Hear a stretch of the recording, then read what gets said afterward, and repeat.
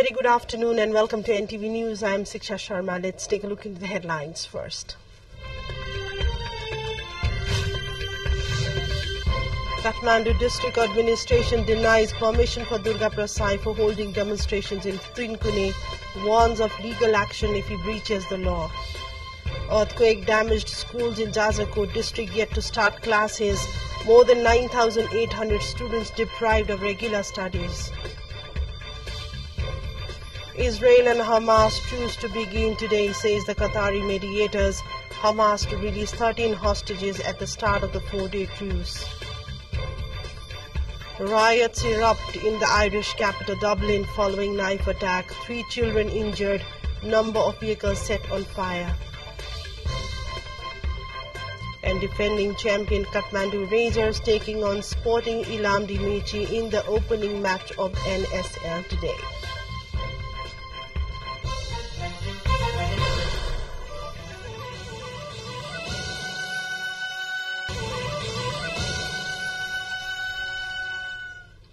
Welcome back to NTV News. We take a look into news in detail now. The Kathmandu District Administration Office has denied granting permission to medical professional Durga Prasad to hold gathering in Tinkune. The administration has stated that Prasad's mass gathering posed threat to peace, security and harmony of the city, and thus he cannot be given permission to continue the program. Prasad's so-called campaign called Saving the Nation, Nationality, Religion, Culture and Citizens had demonstrations in Kathmandu on Thursday that resulted in clashes with security personnel and that led to several injuries. Prasad has announced to continue with the demonstration from Friday from Tinkune of Kathmandu. The Judicial Council has sent a letter to move forward with the parliamentary hearing process for 6 names proposed for Supreme Court justices. The Council has sent the name list to the Parliamentary Hearing Committee. The Parliamentary Hearing Committee meeting scheduled for today will initiate hearing process of the recommended justices. The Judicial Council has recommended 6 candidates, including 4 High Court judges and 2 legal practitioners as justices of the Apex Court. Seats of 7 justices remain vacant at the Supreme Court. The recommended names are Saranga Subedi, Mahesh Sharma Paurel, Tek Prasad Dhungana, Abdul Aziz Musalman, Balkrishna Dhakal and Sunil Pokhrel. The earthquake-damaged schools in Barekot Rural Municipality in Jajakot district have not opened yet after the quake happened on November 3rd. The schools have not resumed their classes after serious damages of the physical infrastructure, forcing some 9,800 plus students out of school. However, the schools in other local levels have reopened, but the students are still out of schools due to delay in development of emergency learning centers. The walls of school buildings in other local levels are broken, but they are completely destroyed in Barekot. A total of 317 classrooms of 44 schools in Barekot are damaged in the quake. Barekot Rural Municipality Chairman Bir Bahadur Giri said that the regular classes could be started only after construction of 173 emergency learning centers. Let's take a look into a short break here. More news follows up next. To stay with us.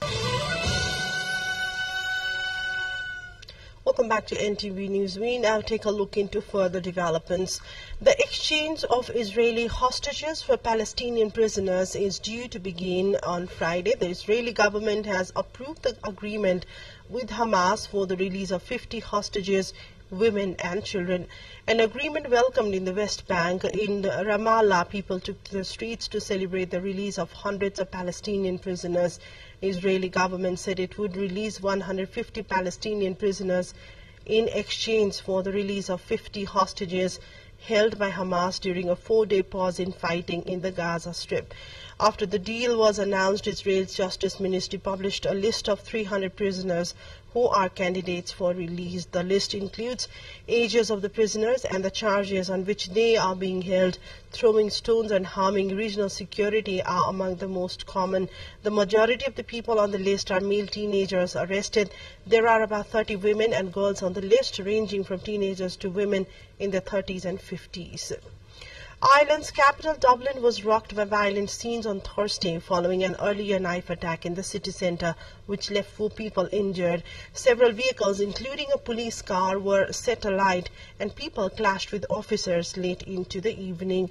The Irish police chief blamed the unrest on what they say lunatic hooligan faction driven by far-right ideology. Overnight, the situation appeared much quieter and police in the Irish capital said the streets are now mainly calm. Public transport was disrupted in parts of the Irish capital throughout the night, while the ambulance service said it was extremely busy. Police earlier said a 5-year-old girl was in emergency care following the knife attack. A woman in her 30s and 2 other children aged 5 and 6 were also injured. The operation to rescue 41 workers trapped inside a tunnel in India's Uttarakhand state has resumed after hitting a snag. They hope to free the workers in the next few hours if things go to plan. The workers have been inside the tunnel since 12th of November after a part of it caved in due to a landslide. Late on Wednesday, the operation to rescue them was slowed down after a drilling machine encountered a steel structure it could not cut through. Rescuers had drilled through 3/4 of the debris, trapping the workers by that point, and hopes had been high they could be brought out by Thursday morning. Gas cutters were then used to slice through the obstacle, which delayed the work by around 6 hours. And let's take a look into yet another break. Stay with us for the other international updates.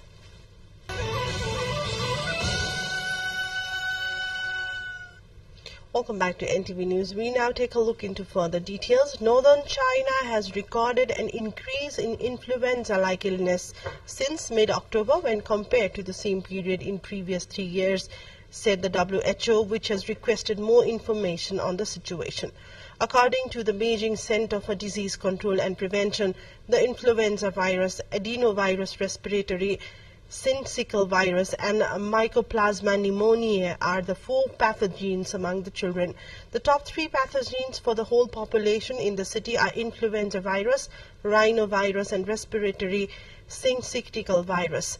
The Chinese capital of Beijing, located in the north of the country, is currently experiencing a cold snap with temperatures expected to plummet to 12 below zero by Friday.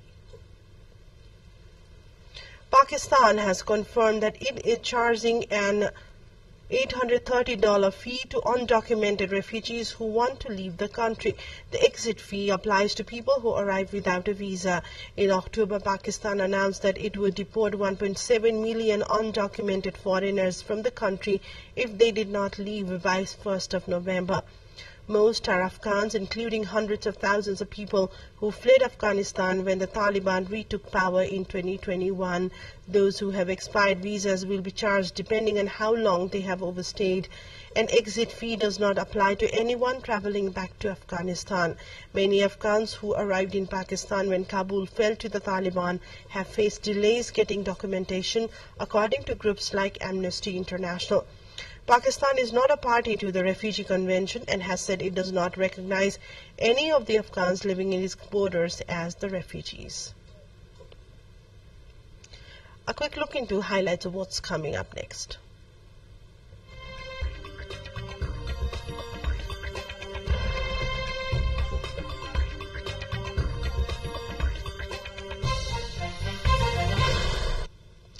A number of new technologies and products in general aviation and craft have made their debut at the ongoing Aero Asia in Zhuhai, South China's Guangdong province.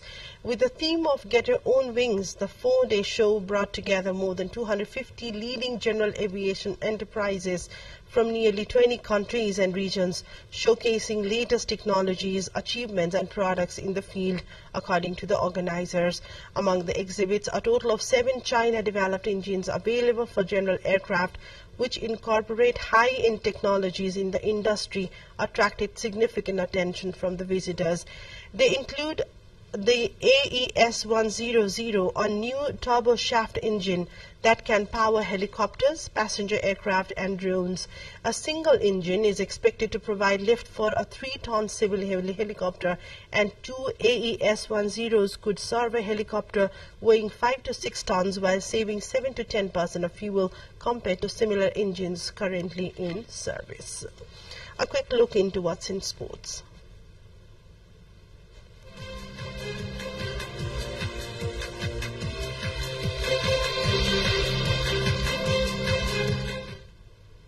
Defending champion Kathmandu Razors and new induction Sporting Ilam Dimechi will lock horns in the first match of the Nepal Super League that is set to kick off today. The second edition of the first ever franchise football league in the country will host 40 matches at the Dashrot Stadium through a period of 37 days. Ilam, that has brought the services of Bikesh Kuthu as the marquee player, was the skipper of Kathmandu Razors when they lifted the trophy in the first edition.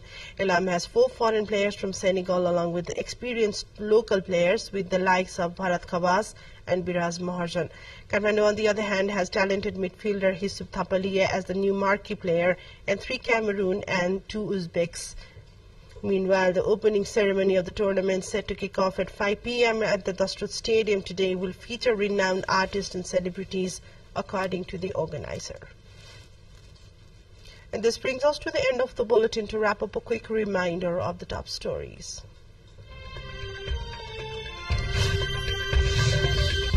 Kathmandu District Administration denies permission for Durga Prasad for holding demonstrations in Tinkune, warns of legal action if he breaches the law. Earthquake damaged schools in Jazakot district yet to start classes. More than 9,800 students deprived of regular studies.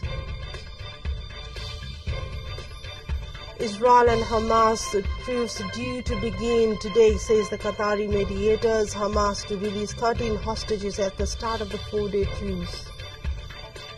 Riots erupt in the Irish capital Dublin following knife attack. 4 children injured, number of vehicles set on fire. And defending champion Kathmandu Razors taking on Sporting Ilam Dimechi in the opening match of NSL today.